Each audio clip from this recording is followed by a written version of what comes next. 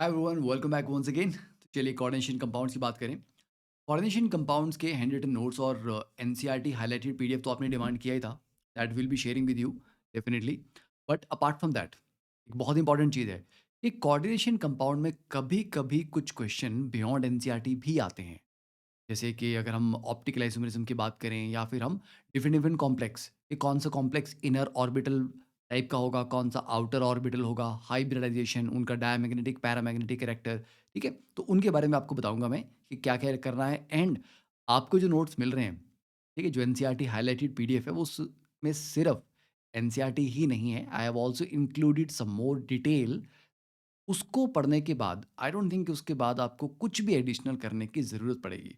Watch this video till the very end and then you'll know कि कहाँ से आपको वो डाउनलोड करना है और नोट्स को आपको कैसे यूज़ करना है।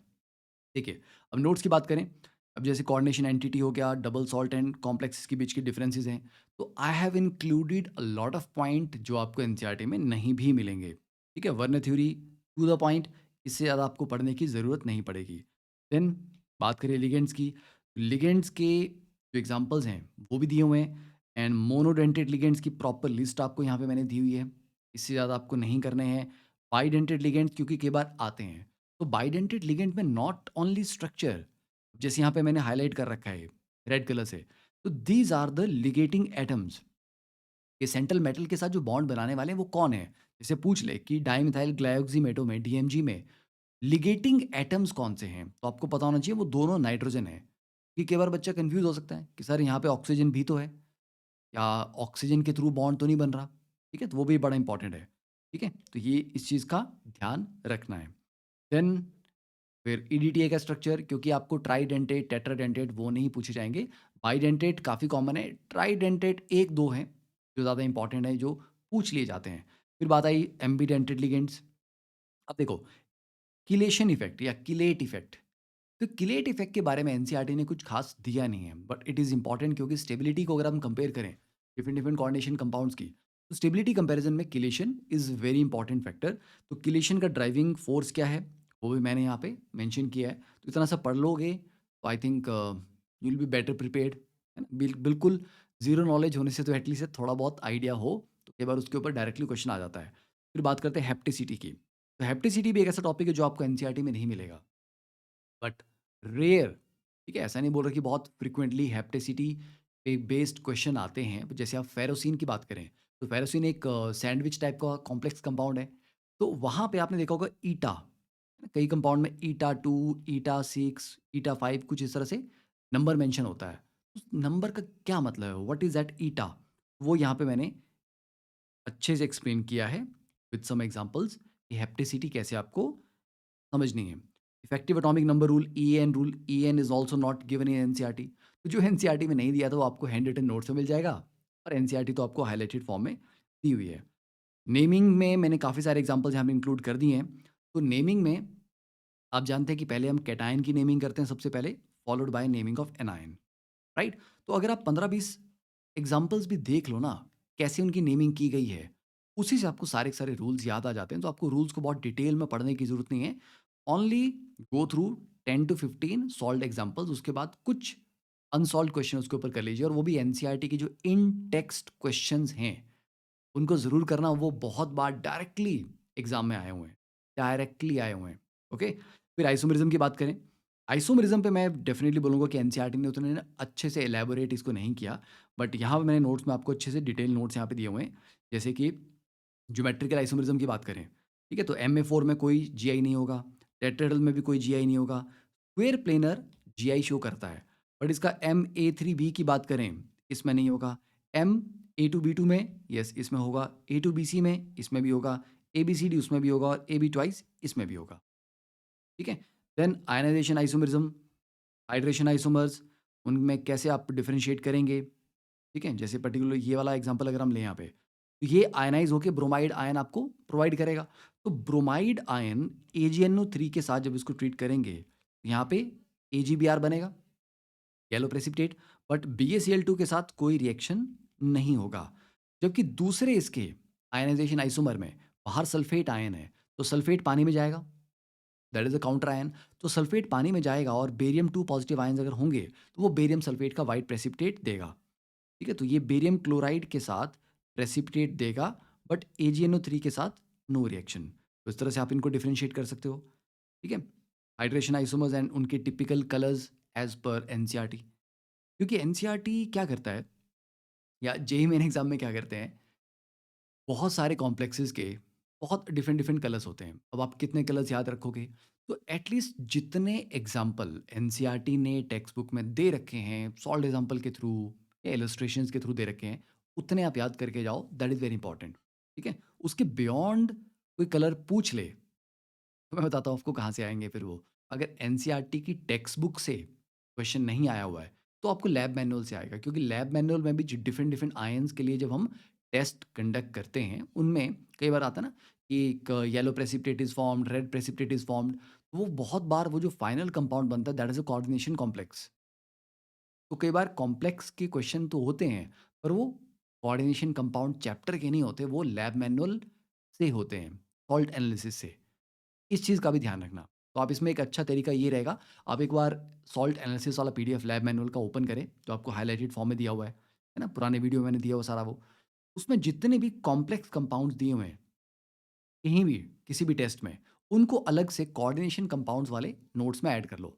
उनके प्रॉपर फ़ॉर्मूलाज़ आपको याद करने हैं और कलर उनके याद करने हैं। ठीक है? फिर देखिए geometrical isomerism, different different cases, जैसे MABCD है, तो इसके ये 3 केस बनते हैं। ठीक है? तो ये आ गया आपके पास MABCD वाला, राइट? उसके बाद ये देखिए ऑक्टेडल, ऑक्टेडल में कौन-कौन जीआई शो करेगा? ये दोनों नहीं शो करेंगे। MA4B2 में 2 बनेंगे, A4BC में 2 बनेंगे, A3B3 फेशियल और मेरिडिनल टाइप का करता है, A2B2C2 में 5 बनते हैं और इन 5 में से 1 कायरल होता है। तो अगर वो 1 कायरल होगा, तो that will exist as a pair of enantiomers. तो अगर आप MA2B2C2 के टोटल आइसोमर्स की बात करें, तो वो 6 हैं, क्योंकि 5 तो जीआई बन गए, उनमें से 1 ऑप्टिकली एक्टिव था, तो टोटल 6 हो जाएँगे, पर अगर सिर्फ ज्योमेट्रिकल आइसोमर पूछा है तो 5 होंगे।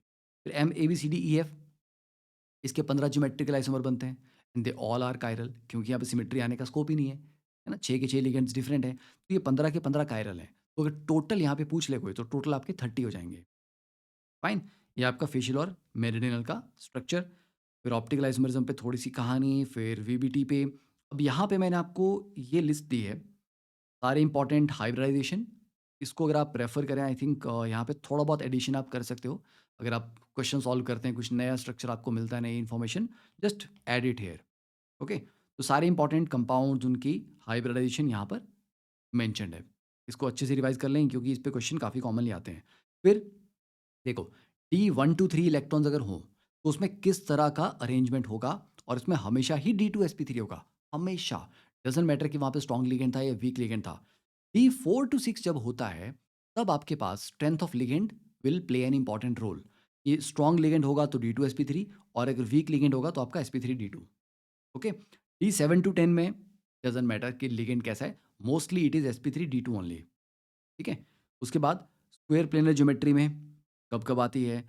फिर आपके पास जो लोअर मेंबर्स हैं, तो 3D से नीचे जो आप जाते हैं डी ब्लॉक में, ठीक है? 4D, 5D, उनके जो कॉम्प्लेक्स बनते हैं, वो स्क्वायर प्लेनर में, चाहे मतलब वीक लिगैंड के साथ जुड़े होंगे, पर अगर कोऑर्डिनेशन नंबर 4 है, तो स्क्वायर प्लेनर ही बनाएँगे। जैसे आपने देखा होगा PtCl4 2 नेगेटिव कैसा होता है? Square planar. पर सर क्लोराइड तो वीक लिगैंड है। तो क्यों सर? सर वहीं अगर हम NiCl4 की बात करें 2 नेगेटिव में, तो that is not square planar, that is tetrahedral. Reason ये है, ये स्क्वायर प्लेनर होगा या टेट्राहेड्रल होगा, that will depend on the splitting.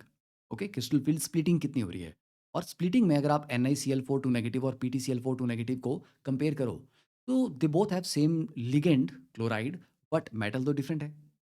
तो निकल 2 पॉजिटिव ऊपर का मेटल है, मतलब 3D का मेटल है। ठीक है? पर जैसे आप 3D से डाउन जाते हो डी ब्लॉक में, जो क्रिस्टल फील्ड स्प्लिटिंग है, वो काफ़ी ज़्यादा बढ़ जाती है। ओके? तो हेवियर मेटल्स के साथ चाहे आप वीक लिगैंड भी लोगे, स्प्लिटिंग बहुत बढ़ जाएगी, इसलिए वीक लिगैंड के साथ भी आपको फ़ोर्स पेयरिंग वाले केसेस मिलेंगे और स्क्वायर प्लेनर काफ़ी कॉमनली देखने को मिलेगा। ठीक है? तो वो यहाँ पे मैंने अच्छे से एक्सप्लेन किया हुआ है। फिर ये CuNH342 पॉजिटिव, ये बड़ा एक खास एक्सेप्शन है। ठीक है? कि इसमें आपको DsP2 होता है और एक इलेक्ट्रॉन हम बोलते हैं कि एक्साइट करके आगे चला गया। It is actually case of Jahn Teller distortion. Okay, इसका जो प्रॉपर अगर आप एक्सप्लेनेशन देखें तो ये जॉन टेलर डिस्टॉर्शन का है। एक चीज़ आपको मैं और रिकमेंड करूँगा, हमने जो पीवाईक्यू सीरीज स्टार्ट की थी उसमें जो कोऑर्डिनेशन कंपाउंड के 3 लेक्चर लिए हैं, 2024 के, 23 के, 22 के, जो बेस्ट पीवाईक्यूज थे उनको बहुत डिटेल में एक्सप्लेन किया है। अगर आप इन नोट्स के साथ साथ उन 3 वीडियोस को देख लोगे, मैं बोलता हूँ आपको कोऑर्डिनेशन कंपाउंड में पक्का आप 4 नंबर पूरे स्कोर करके आओगे एग्जाम में। ठीक है? फिर limitation of VBT all are covered, important है ये। क्रिस्टल फील्ड थ्योरी की पेट्रोकेमिकल सीरीज़ की बात करें, फिर डेल्टा किस पे डिपेंड करता है, स्प्लिटिंग। ओके, वीक फील्ड और स्ट्रॉन्ग फील्ड में कैसा किस तरह से डिफरेंस आएगा। फिर उसके बाद ऑक्टाहेड्रल वर्सेस टेट्राहेड्रल की स्प्लिटिंग कैसी आएगी। फिर अगर हम स्क्वायर प्लेनर ऑक्टाहेड्रल और टेट्राहेड्रल की स्प्लिटिंग के मैग्नीट्यूड को कंपेयर करें तो ये रहा। ठीक है, फिर उसके बाद कलर ऑफ कॉम्प्लेक्सेस में जो इंपॉर्टेंट है ना, डी ट्रांजिशन के बेसिस पे कौन कौन वाइट होंगे। फिर colour of MnO4 negative, CrO4 2 negative, dichromate ion, ये डी ट्रांजिशन से एक्सप्लेन नहीं होते, ये चार्ज ट्रांसफ़र से एक्सप्लेन होते हैं। बस चार्ज ट्रांसफ़र भी 2 तरह की होती हैं, तो ये LMCT वाला एग्जांपल है। फिर मैंने आपको MLCT metal to ligand charge transfer के एग्जांपल भी यहाँ पे दिए हुए हैं।